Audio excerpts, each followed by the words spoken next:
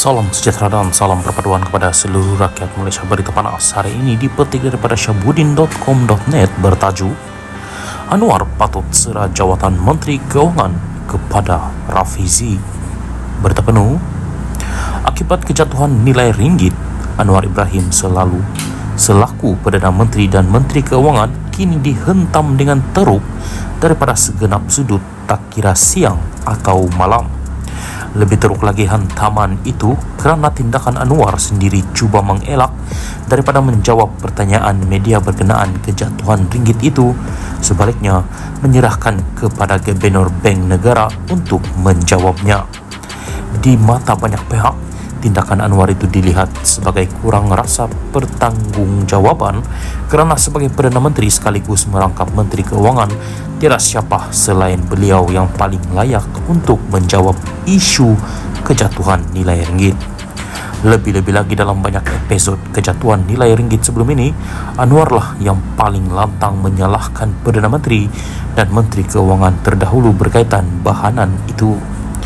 Di Parlimen semalam, Ketua Pembangkang Hamzah Zainuddin tidak melepaskan peluang menghentam Anwar, termasuk menyarankan agar Perdana Menteri memecat Menteri Keuangan, atau dalam erti kata lain, Anwar mesti memecat Anwar. Dengan segala apa yang berlaku kebelakangan ini, terutama berikutan isu kejatuhan nilai ringgit masih menjadi percakapan ramai, Anwar harus realistik dan sedar bahawa jawatan Menteri Keuangan adalah beban kepadanya. Sebagai Perdana Menteri yang sibuk dengan pelbagai urusan, memegang jawatan Menteri Keuangan dalam waktu yang sama hanya menjadikan portofolio itu kurang diberi tumpuan, sedangkan ia adalah kementerian paling penting. Walaupun ada Menteri Keuangan kedua, Amir Hamzah Azizan, untuk membantunya, peranan, komitmen dan tanda tangan Anwar selaku Menteri Keuangan pertama tetap lebih utama. Dan melihat kepada apa yang berlaku sejak lebih setahun yang lalu, harus diakui bahawa Anwar seperti tidak mampu memikul dua tanggungjawab selaku Perdana Menteri dan Menteri Keuangan secara sekaligus dalam waktu yang sama. Selain banyak kerja perlu dilakukan, berlonggok fail menunggu untuk diselesaikan dan kedudukan ekonomi yang lebih mencabar perlu ditangani. Di waktu yang sama, Anwar itu sendiri bukan lagi sosok yang masih muda serta banyak stamina dalam tubuhnya. Dalam usia senja, banyak keterbatasan dalam kehidupan akan datang dengan sendirinya tanpa diundang. Untuk itu, bagi meringankan beban dan bagi memastikan portofolio keuangan negara dapat diurus dengan tumpuan yang penuh, adalah baik jika Anwar dapat segera menyerahkan jawatan Menteri Keuangan kepada Rafizi Ramli.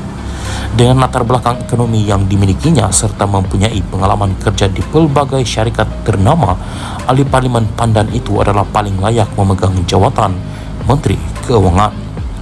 Jawatan Menteri Ekonomi yang disandangnya sekarang dengan tidak begitu banyak agensi serta peranan di bawahnya, lebih menjadikan Rafizi terbatas untuk menampilkan bakat kepimpinannya menangani pelbagai isu ekonomi yang berlaku dalam negara. Lagi pula, sebagai timbalan Presiden PKR yang dilihat sebagai pelapis untuk menggantikan Anwar, tempat Anwar yang sudah berusia 77 tahun, meletakkan Rafizi sebagai Menteri Keuangan adalah suatu proses latihan yang seterusnya kepada beliau sebelum mengambil alih teraju parti. Tambahan lagi, jika Anwar sendiri percaya Rafizi adalah pemimpin paling sesuai menggantikannya menerajui PKR, beliau pasti tiada masalah, bahkan dengan senang hati memberi lebih pendedahan kepada ahli Parlimen Pandan itu. Apabila Rafizi dilantik sebagai Menteri Keuangan dan sudah ada pula Menteri Keuangan kedua, jawatan Menteri Ekonomi yang ada sekarang sudah boleh dimansuhkan bagi mengelak pertindihan selain dapat menjimatkan wang negara. Anwar sebaliknya boleh menumpukan sepenuh jiwa raganya kepada tugas Perdana Menteri yang memang diambainya sejak lebih 25 tahun lamanya. Selain itu, mengimbas sejarah perjuangan PKR sebelum ini, memang sejak awal lagi tidak sepatutnya pun Anwar selaku Perdana Menteri turut sama memegang jawatan Menteri Keuangan. Berikutan Najib Razak memegang kedua-dua jawatan itu sebelum ini, PKR begitu lantang mengkritiknya sambil menjanjikan kepada rakyat jika mereka diberi kuasa, keadaan itu sama sekali tidak akan dibenarkan berlaku. Kini, belum terlambat untuk Anwar dan PKR untuk menginsafi janji yang telah dimungkiri lalu segera membetulkannya.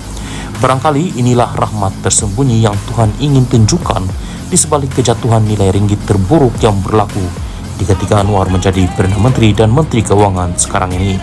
Satu perkara lagi yang perlu diingat, tiada istimewanya pun jawatan Menteri Keuangan itu di sisi seorang Perdana Menteri kerana sejarah Najib telah membuktikan beliau dihenyak lunyai sehingga akhirnya hilang kuasa pada PRU tahun 2018 adalah di ketika memegang kedua-dua jawatan itu. Dengan itu, eloklah dilepaskan saja kepada Rafizi.